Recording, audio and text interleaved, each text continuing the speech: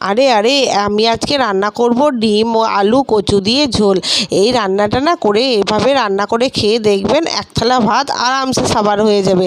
কিছুই না, রান্নাটা সিম্পল রান্না, অথচ খেতে দারুণ হয়। ডিমটাকে সেদ্ধ করে নিয়ে তারপরে নুন হলুদ মাখিয়ে ভালো করে ডিমটাকে লাল লাল করে ভেজে নিতে হবে। তারপরে ওই তেলের মধ্যে কিছুটা পেঁয়াজ দিয়ে, পেঁয়াজটা ভাজা হয়ে গেলে আদা রসুন লঙ্কা বাটা, জিরে গুঁড়ো, ধনে গুঁড়ো ও মিট মশলা, লঙ্কা গুঁড়ো, হলুদ গুঁড়ো সব দিয়ে মশলা দিয়ে ভালো করে কষিয়ে নিতে হবে। কষানো হয়ে গেলে সেদ্ধ করা আলু আর কচু ভালো করে দিয়ে ভালো করে নাড়াচাড়া করতে হবে। যত ভালো কষা হবে তত ভালো টেস্ট হবে। ভালো করে কষা হয়ে গেলে ভেজে রাখা ডিমগুলো দিয়েও কিছুক্ষণ ভাজতে হবে। কষা হয়ে গেলে কিছুটা নুন দিয়ে দিতে হবে যাতে জল বেরিয়ে যায়। জল বেরিয়ে গেলে আরও ভালো কষা হয়। কষা হয়ে গেলে জল ঢেলে দিয়ে খানিকক্ষণ ফুটিয়ে নিয়ে কিছুটা গরম মশলা দিয়ে নামিয়ে নিলেই হয়ে যাবে ডিমে আলুতে কচু দিয়ে ঝোল। আর খেতে যা দারুণ হয়। আর ভিডিওটা ভালো লাগলে একটা ছোট্ট করে